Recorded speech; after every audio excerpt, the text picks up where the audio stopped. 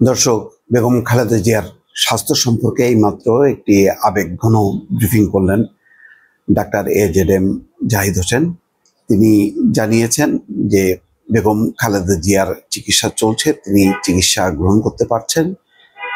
বিদেশ যাওয়া সম্পর্কে বলেছেন যে মেডিকেল বোর্ডের পরামর্শ ছাড়া এই ব্যাপারে কোনো সিদ্ধান্ত নেওয়া যাবে না। এবং আজকে তিনি যে তথ্যটি জানিয়েছেন যে যুক্তরাজ্য থেকে বিশেষজ্ঞরা আসবেন। ইতিমধ্যে আপনারা জানেন যে 5 জন চীনা মেডিকেল টিমের সদস্য তারা কাজ করছেন, তাদের সাথে যুক্ত হবেন যুক্তরাজ্য থেকে আসা কয়েকজন বিশেষজ্ঞ। এই তথ্যটা জানা গেল এবং তিনি যেটি সবার কাছে বলেছেন যে আমার এবং দলের রিজভী আহমেদের বাইরে, ব্রিফিংয়ের বাইরে আর কোনো ব্রিফিংয়ে কান না দিতে, তাতে বেগম খালেদা জিয়ার অসুস্থতা সম্পর্কে নানা রকম গুজব ছড়াবে। এমনিতেই গত রাত থেকেই নানা ধরনের গুজব, নানা ধরনের খবর বেরোচ্ছে, তার ফলে আরও উদ্বেগ উৎকণ্ঠা বাড়ছে এবং এভারকেয়ার হাসপাতাল ঘিরে বিপুল মানুষের ভিড় ক্রমেই বাড়ছে।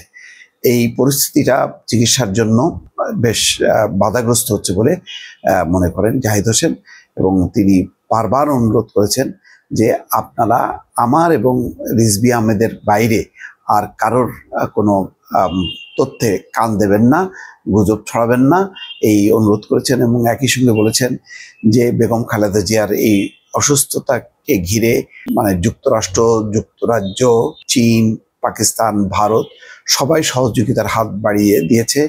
একটা কঠিন সময় অতিক্রম করছেন বেগম খালেদা জিয়া, এবং দলও এটি নিয়ে সর্বোচ্চভাবে চেষ্টা করছেন যে কিভাবে এই পরিস্থিতি কাটানো যায়।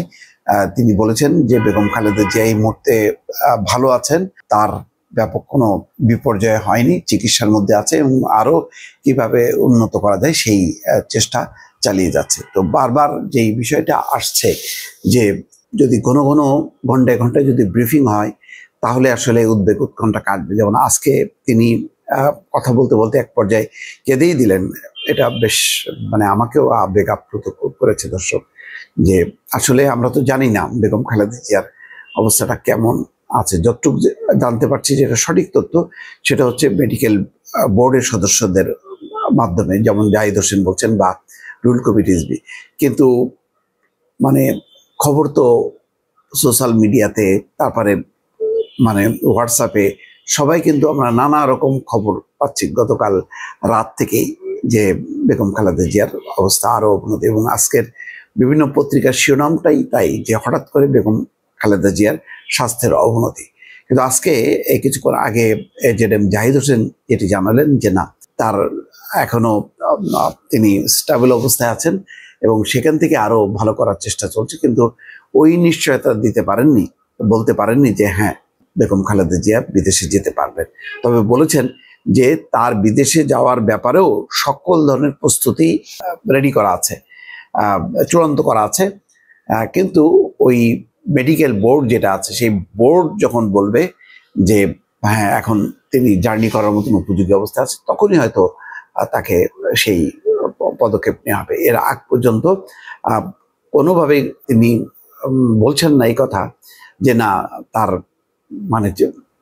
প্লেনে জার্নি করার মতন, যাওয়ার মতন অবস্থায় তার শরীরটা নেই, অথবা হয়তো তিনি যেতেই পারবেন না, এমন কথা কিন্তু তিনি বললেননি। যাই হোক, যে কথাটা আসছে আসলে প্রতি মুহূর্তে বাংলাদেশের লক্ষ লক্ষ কোটি কোটি মানুষ কিন্তু আসলে এখন উদ্বেগ উৎকণ্ঠায় দিন কাটাচ্ছে বেগম খালেদা জিয়াকে ঘিরে। এবং একই সঙ্গে তারেক রহমান যেহেতু দেশে ফিরছেন না, সেটাও উদ্বেগের সঙ্গে আরো উদ্বেগ যুক্ত হচ্ছে। হয়তো তারেক রহমান ফিরে আসলে তখন কি পরিস্থিতি হবে সেটাও হয়তো একটা স্বস্তিকর পরিবেশ নাও হইতে পারে, কারণ ভিড় ভাট্টার যে পরিমাণ পরিস্থিতি তৈরি হবে। তবে এই পরিস্থিতির মোকাবেলা করা ছাড়া কোনো উপায় নেই।